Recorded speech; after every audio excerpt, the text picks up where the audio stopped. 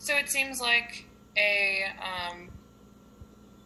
what am I trying to say? Not like a recruiting site, but like a site that pairs designers with businesses, and you kind of like sign up to look for jobs or sign up to um, not post a job. There we go. Okay. So, based on what you're looking now, which of those two do you want to click on? This one. Awesome. So go ahead and click that. Now, same thing, please go ahead and read the entire page. And as you're reading, if you can just tell me what's going through your mind, and when you're done reading, kind of give me a sense of what you're thinking of. Okay. So create a profile. It's pretty standard. I've had to do a lot of those recently. And then bid on or accept a project. That kind of reminds me of Fiverr.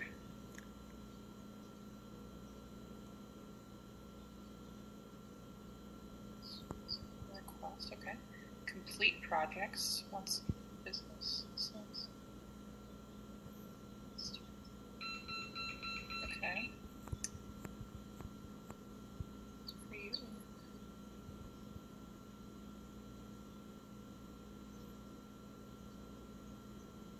Okay. So I'm guessing that if people kind of want, they know why they're on this site, then they'll just get started right away. And if people are still kind of unsure, then they would find out more information.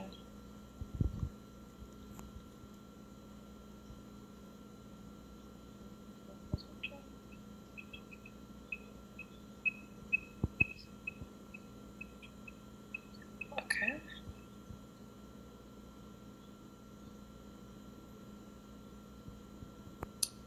Okay. So I guess my initial thoughts are I'm surprised there isn't another call to action. Maybe here, I don't know, like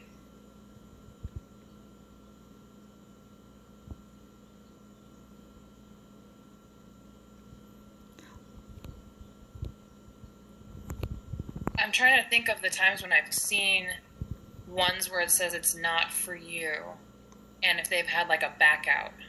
Okay. Because once you get down here, it's like, oh, well, where do I go now? But yeah, definitely like a call to action. Awesome. Because if you agree with all this and it's like, yeah, I want to get started. Okay, great.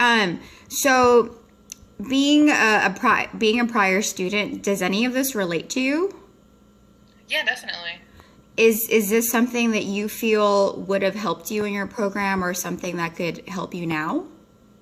I think so. The only thing that makes me hesitate, and it's only because I've had experience with services in a similar way that do like other things, not just creative, but like, do you know about Fiverr?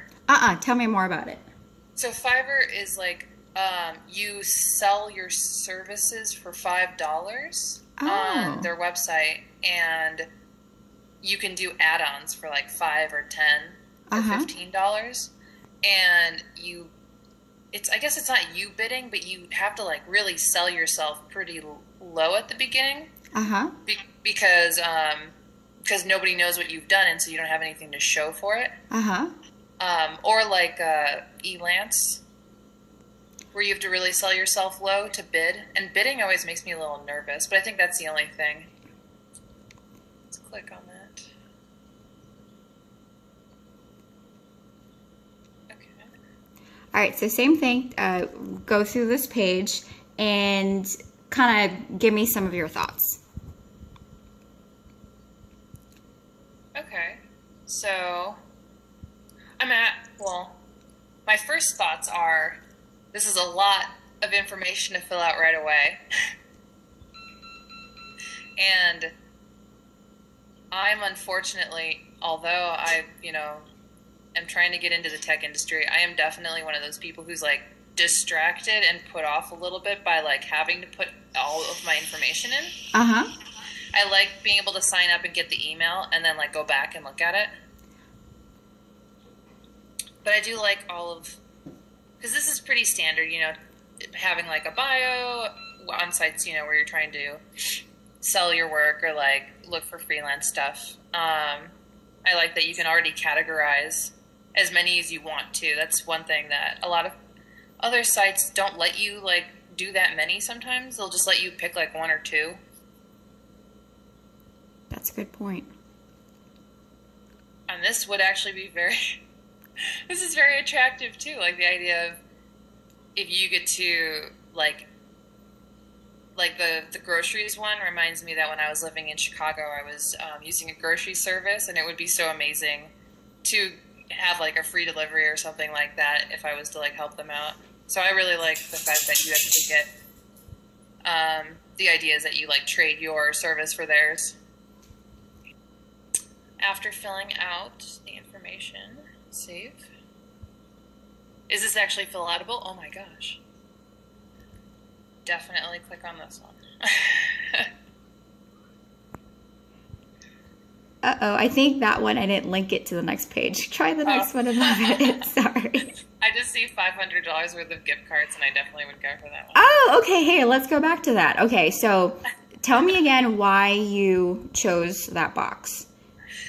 Well, I don't have a car, and I somehow just like instinctively like I see the gift card, and that just seems like a worthwhile trade. Like because it is like a monetary gift. Uh-huh.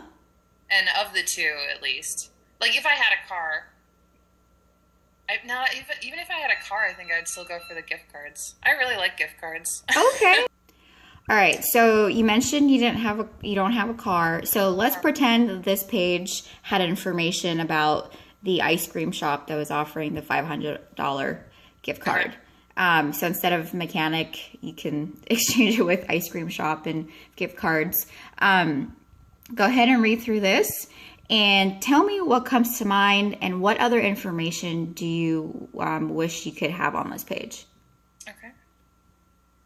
I think this something about like I think if they were to say like you have 4 weeks or something, or like time is negotiable, I'd be more willing. I don't know, something about having this like that deadline.